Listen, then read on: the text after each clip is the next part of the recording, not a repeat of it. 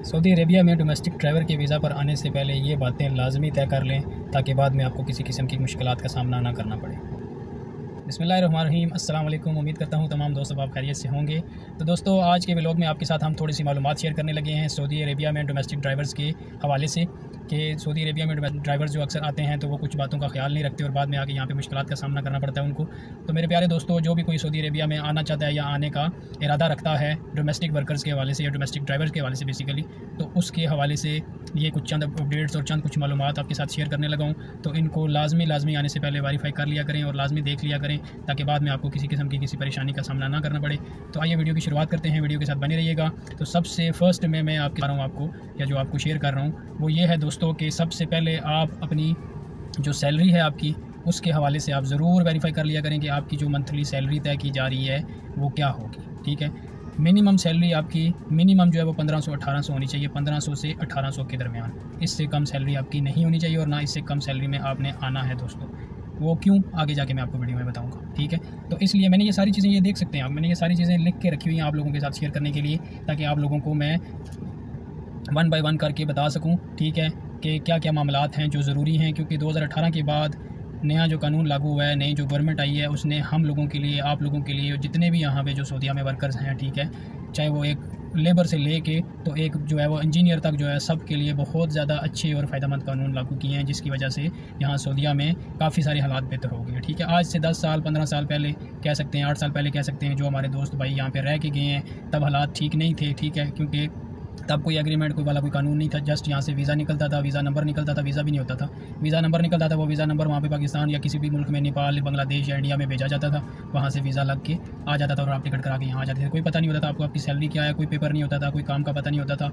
लेकिन अब वैसा नहीं है दोस्तों। अब 2018 के बाद यहाँ की गवर्नमेंट ने, सऊदी अरेबिया की गवर्नमेंट ने यहाँ के लोगों के हालात देख के कि यहाँ पे लोगों के साथ कैसा बिहेव किया जाता था, ख़ासतौर पे डोमेस्टिक वर्कर्स के साथ, जिसकी वजह से लोगों के अंदर एक अजीब सा खौफ, डर और एक इस तरह की बात बैठ गई है दिल में कि जी डोमेस्टिक वर्कर्स या डोमेस्टिक वीज़ा पे नहीं जाना चाहिए। तो दोस्तों अब वैसा नहीं है, मैं आपको सारी क्लियर कट डिटेल बताऊँगा।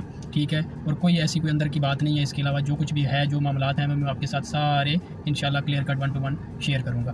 तो पहली बात तो ये हो गई थी कि आपने अपनी सैलरी लाजमी वेरीफाई कर लेनी है कि आपकी सैलरी 1500 से 1800 के दरमियान होनी चाहिए। इससे कम सैलरी में आपने बिल्कुल भी नहीं आना। ठीक है दोस्तों, तो दूसरी बात क्या थी? दूसरी बात दोस्तों ये थी कि आपके काम का जो इत्तेफाक होगा वो लाजमी कर लेना है कि आपने काम क्या करना है आगे यहाँ पे। ठीक है, चाहे आप ड्राइवर के वीज़ा पे आ रहे हैं या चाहे किसी और वीज़ा पे आ रहे हैं डोमेस्टिक वर्कर्स में, जिस तरह की कोई लेबर का काम का होता है, कोई आरिस होता है, ठीक है, कोई प्लम्बर होता है, इलेक्ट्रीशियन होता है, या और किसी काम में डोमेस्टिक, मतलब जिस तरह का भी कोई डोमेस्टिक से रिलेटेड काम है, तो वो आपने तय लाजमी कर लेना है कि आप उसमें आके काम क्या करेंगे। ठीक है, आपके काम की जो नौयत होगी वो क्या होगी। ठीक है, ये बात होगी, ये आपने लाजमी तय कर लेनी है। उसके बाद जो तीसरी बात थी दोस्तों कि आपकी मेडिकल इंश्योरेंस होना लाजमी है। वो आपकी जो आपका कफ़ील होगा, जो आपका जो ओनर होगा, जो आपका स्पॉन्सर होगा, जो वीज़ा आपको देगा, वो आपको मेडिकल इंश्योरेंस भी देगा और आप इंश्योरेंस लाजमी मांगें अपनी और इंश्योरेंस लाजमी करवाएं। ठीक है, ताकि आपको वहाँ से आने के बाद यहाँ पे किसी भी किस्म की कोई आपको कोई मेडिकल कोई परेशानी है, कोई मुश्किल है, ठीक है, तो आपको अगर हॉस्पिटल भी जाना पड़े तो दोस्तों यहाँ पे मेडिकल के अलावा आपको, मतलब इंश्योरेंस के अलावा आपको मेडिकल के हवाले से कितने अखराजात हैं ये आपको यहाँ आने के बाद पता चलेगा। इसलिए मेडिकल इंश्योरेंस होना लाजमी है, क्योंकि उसके अलावा आपकी सैलरी जो है वो आप अफोर्ड नहीं कर सकेंगे कि आप जाके प्राइवेट इस तरह इलाज करवा सकें अपना किसी भी हवाले से। अल्लाह ना करे किसी को कोई मसला मसाइल हो जाता है। ठीक है, इंसान है, हर किसी के साथ मसले मसाइल लगे आए हैं। ठीक है, तो ज़रूरत पड़ जाती है कभी हॉस्पिटल जाने की, तो इसलिए मेडिकल इंश्योरेंस होना ज़रूरी है। तमीन कहते हैं उसको यहाँ पे, तो वो आपकी यहाँ पे एनुअली बेसिस पे होती है। ठीक है, कोई इतना लंबा खर्चा नहीं होता है उसका, 400-500 रियाल में आपका साल की वो तमीन हो जाती है, आपके कामे पे ही हो जाती है। और फिर आप किसी भी जगह पे आप जाएँ, किसी छोटे हॉस्पिटल या बड़े में, आपको वो उस तमीन के हिसाब से, जितनी अच्छी तमीन होगी उतना उसके हिसाब से आपको डिस्काउंट मिलेगा या उतना उसके हिसाब से आपका इलाज किया जाएगा। ठीक है, एक तो ये बात हो गई थी। तो दूसरों उसके अलावा सबसे मेन जो और ज़रूरी जो बात है वो आपकी छुट्टी के हवाले से है। ठीक है, छुट्टी के हवाले से ये है कि दोस्तों देखो, आप जब भी बंदा वहाँ से कोई आता है, कोई नया मेरा भाई दोस्त आता है, तो उसकी यही ख्वाहिश या कोशिश होती है कि वो ज़्यादा लंबे अरसे तक नहीं रुकेगा। ठीक है, साल बाद छुट्टी चला जाएगा, मिनिमम जो टाइम है। ठीक है, इससे कम टाइम है तो मैं नहीं कह सकता। ठीक है, लेकिन मिनिमम टाइम जो साल है, साल में हर बंदे की ख्वाहिश होती है कि साल में एक आधा चक्कर बंदा घर लगा ले, छुट्टी से होके आ जाए। तो उस हवाले से आप अपना जो आपका स्पॉन्सर होगा, जो कफ़ील होगा, आपका बॉस होगा, जो उसके साथ आपने छुट्टी के हवाले से लाजमी तय कर लेना है कि आपने छुट्टी कितने टाइम बाद जाना है। ठीक है, ताकि बाद में आप यहाँ पे जब आएँ तो फिर आपको किसी किस्म की किसी परेशानी का, मुश्किलात का सामना ना करना पड़े और छुट्टी आपको आसानी से ईजी से मिल सके। उसमें ये होता है कि अक्सर ये होता है, देखें, आपके एग्रीमेंट जो होगा बेसिकली वो, उसमें आपकी छुट्टी जो है वो 2 साल बाद लिखी जाती है कि आपने फ़र्स्ट टाइम 2 साल बाद यहाँ से छुट्टी जाना है, और उसके बाद आपको वो टिकट भी देंगे आने जाने का, और उसके अलावा आपको जो है ना वो 1 महीने की सैलरी भी दी जाती है। ठीक है, लेकिन अगर उससे पहले कोई जाना चाहता है, साल बाद जाना पड़ जाता है, तो उसमें फिर नॉर्मली ये होता है जो कोई अच्छी फैमिलीज़ हैं, जो अच्छे लोग हैं, वो तो टिकट दे देते हैं, लेकिन जो अगर नहीं जो है वो देना चाहते तो वो फिर आपको बता देते हैं जी कि आपने अपना टिकट करवा लेना है, तो उसके बाद आप खुद जा सकते हैं। ठीक है, तो ये होता है कि ये चीज़ तय कर लेनी है आपने। और उसके अलावा दोस्तों आपका जो है वो एक और जो मेन चीज़ है जो वो आपका होगा इन सारी बातों का एग्रीमेंट। ठीक है, एग्रीमेंट होगा आपका, जो कॉन्ट्रैक्ट होगा जिसको बेसिकली कह सकते हैं कि 1 साल का 2 साल का जो कॉन्ट्रैक्ट होता है, नॉर्मली 2 साल का कॉन्ट्रैक्ट होता है जो। ठीक है, उसमें आपके और आपके जो कफ़ील है उसके साइन होते हैं उस पर। ठीक है, वो ओरिजिनल पेपर आपके मुल्क में जाता है और फिर उसके बाद आपका वीज़ा लगता है, अप्रूव होता है।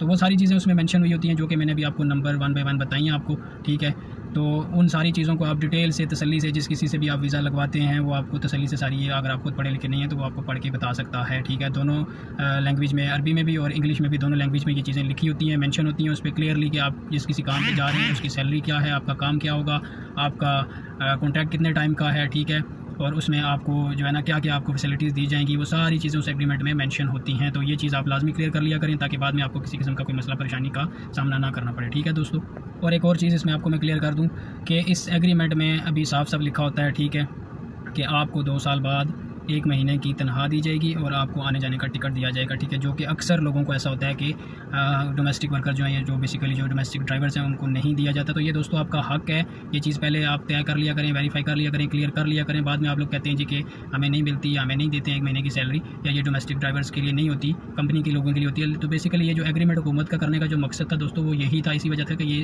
2 साल बाद जो आपको जो बोनस मिलता है वो सब के लिए, चाहे वो घर का कोई वर्कर है या घर का कोई ड्राइवर है या कोई कंपनी का है, वो सब के लिए कानून सेम है। ठीक है, उसमें कोई फ़र्क नहीं है।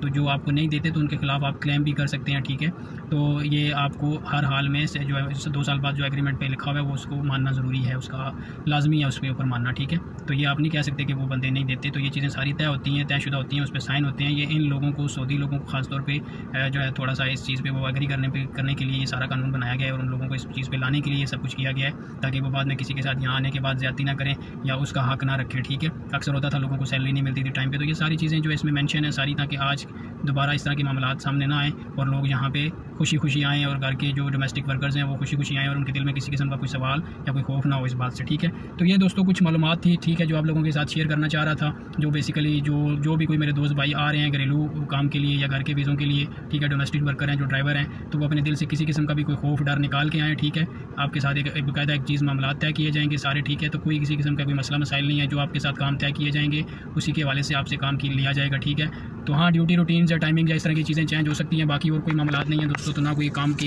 हवाले से आपको कोई कह सकता है जी कि नहीं ऐसा है तो वैसा है, तो यहाँ पे काम कुछ और होगा, आपको बुलाया किसी और काम के लिए जाएगा, किराया कुछ और जाएगा, तो ऐसा कुछ भी नहीं है। ठीक है, आप सुकून से आएँ, आराम से आएँ, जो आपका काम होगा, जो आपकी सैलरी होगी उसके हवाले से ये सारी मालूमात आपके साथ शेयर की है मैंने। तो आई होप कि आपको समझ आ गया होगा। जिस किसी दोस्त भाई को मज़ीद इस हवाले से कोई बात करनी है या कोई मालूमात चाहिए तो कमेंट में अपनी राय का इजहार ज़रूर फरमाइएगा। मिलते हैं नेक्स्ट वीडियो के साथ। बहुत शुक्रिया, अल्लाह हाफ़िज़।